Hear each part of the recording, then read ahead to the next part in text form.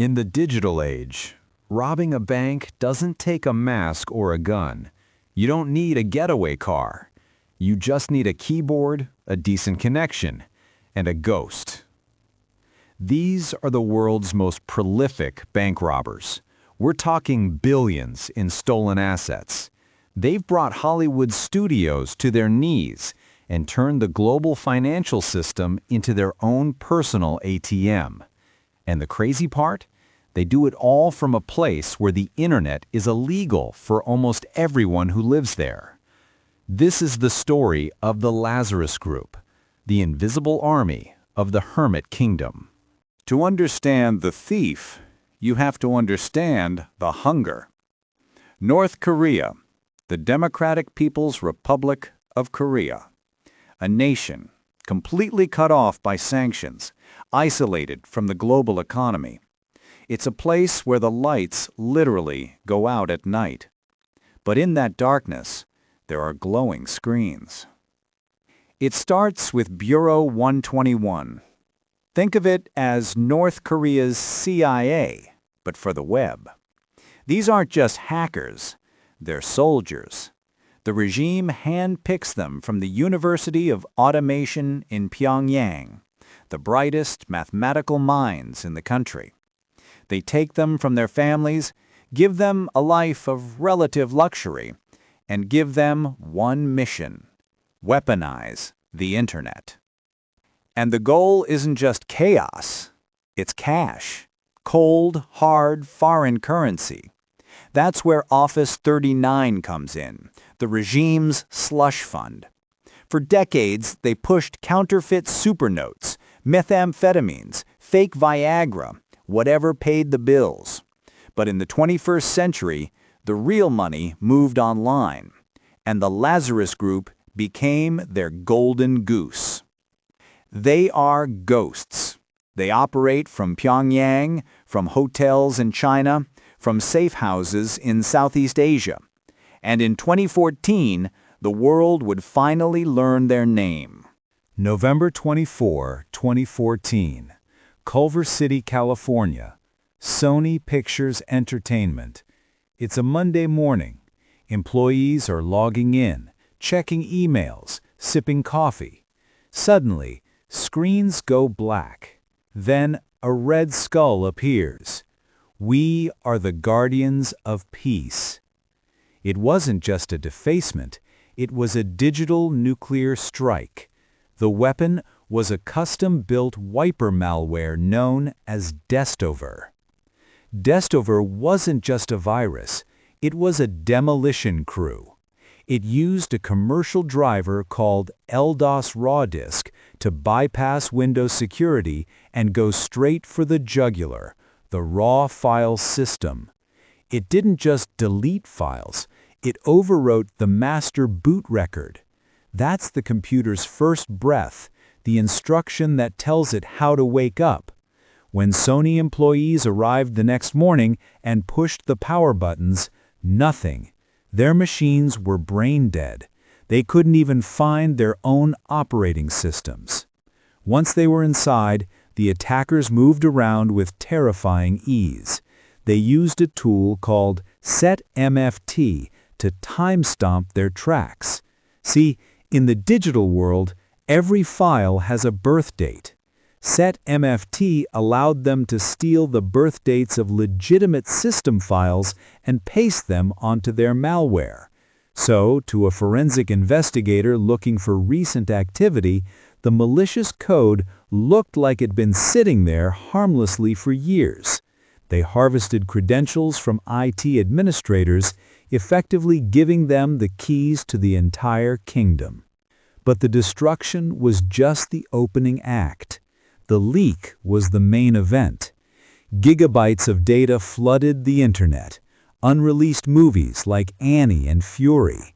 Social security numbers of 47,000 employees. Embarrassing emails from executives trashing Angelina Jolie and Kevin Hart. Why? Because of a movie. The Interview, a Seth Rogen comedy about assassinating Kim Jong-un. The hackers demanded the movie be pulled. They threatened 9/11-style attacks on movie theaters. For the first time, the U.S. government publicly blamed a nation-state for a cyber attack on a private corporation. The Lazarus Group had proved they could hurt a giant. But they were just getting started. They didn't just want to burn Hollywood. They wanted to rob the world's bank. February 4th, 2016, a Thursday. The weekend is approaching in Bangladesh, but in New York, it's still working hours. The target, the Bangladesh Bank. The goal, $1 billion. The weapon, the SWIFT network. SWIFT is the nervous system of global finance. It translates billions of dollars into secure messages. When Bank A wants to send money to Bank B, they don't ship cash, they send a SWIFT code. If you control the message, you control the money. Lazarus had spent a year inside the Bangladesh Bank's systems, just watching, learning, waiting. They memorized the bank's schedule better than the employees did, just waiting for the perfect moment to strike.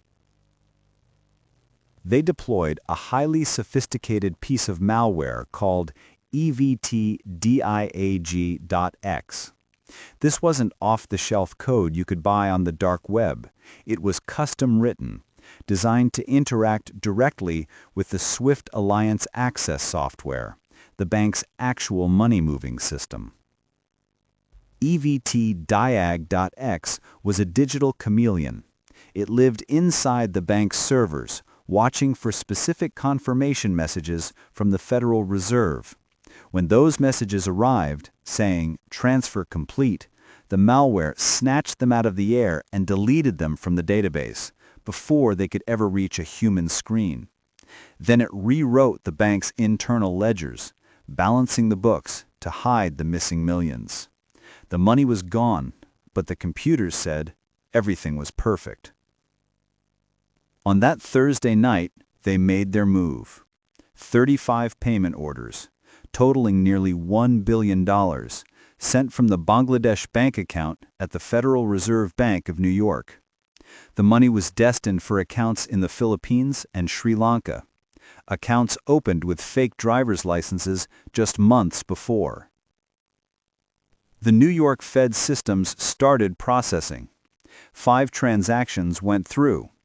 $81 million vanished instantly into the Rizal Commercial Banking Corporation in Manila. Then the 6th transaction, $20 million to a Sri Lankan nonprofit called the Shalika Foundation. But then they made a mistake, a tiny human error. They spelled foundation wrong. They typed F-A-N-D-A-T-I-O-N. Foundation. A routing bank, Deutsche Bank, saw the typo. Foundation? They flagged it. They asked for clarification.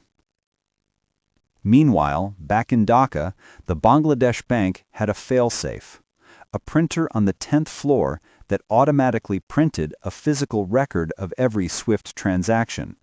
But the printer was silent.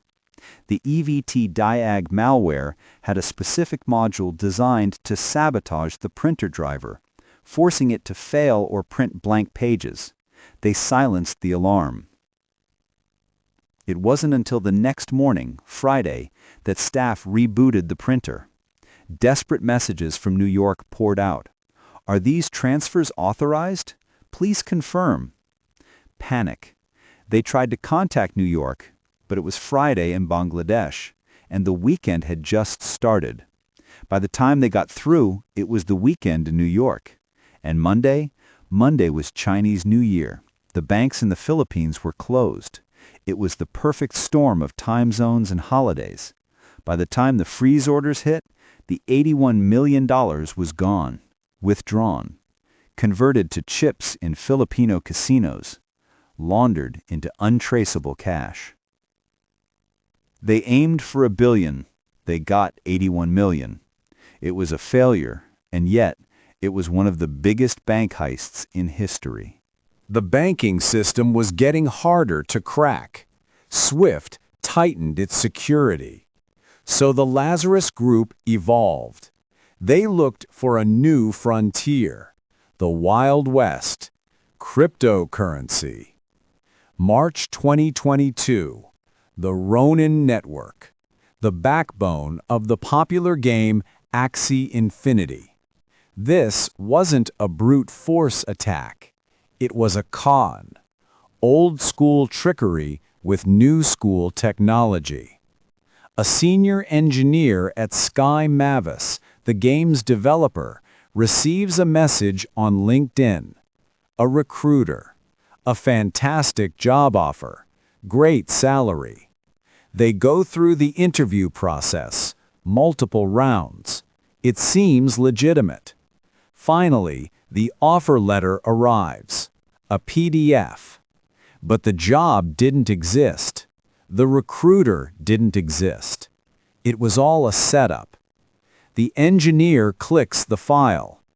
Game over. The PDF was weaponized.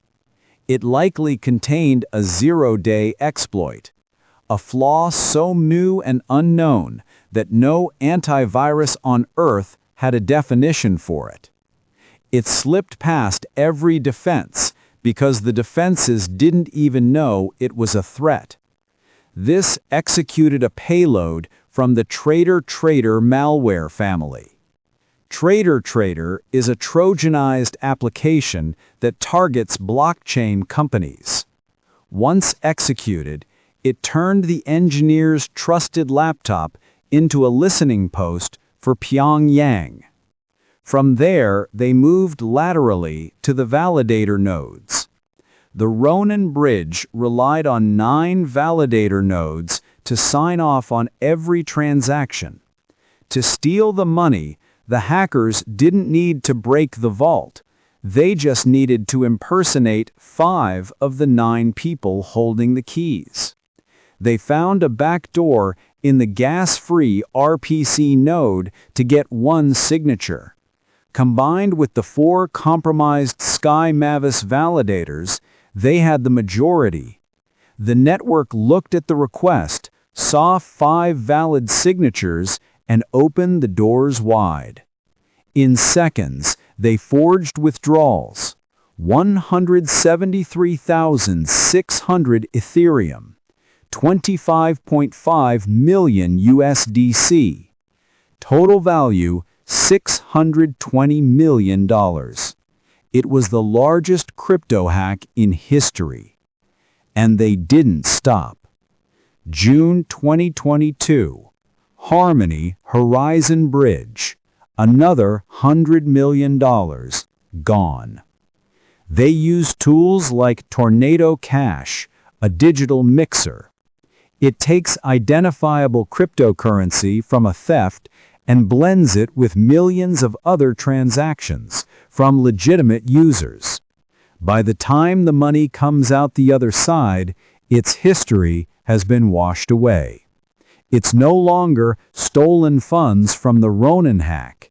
It's just generic Ethereum, ready to be converted into hard cash that flows back to Pyongyang. This money doesn't buy yachts. It buys centrifuge parts. It buys missile components. It funds the nuclear program that threatens the world. The Lazarus Group is still out there, right now. They are in your LinkedIn messages. They are in the open source code you download. They are probing the firewalls of your bank. They are the perfect criminal organization. They have the resources of a state, the agility of a startup, and the immunity of a ghost. They cannot be arrested. They cannot be extradited. In the end, the Sony hack wasn't about a movie. The Bangladesh heist wasn't about the money. It was about power. The power to reach out from the most isolated place on earth and touch you. to take what is yours, to remind you that in a connected world, no one is safe. So the next time your screen flickers or your bank transfer takes a little too long, ask yourself, who is watching from the dark?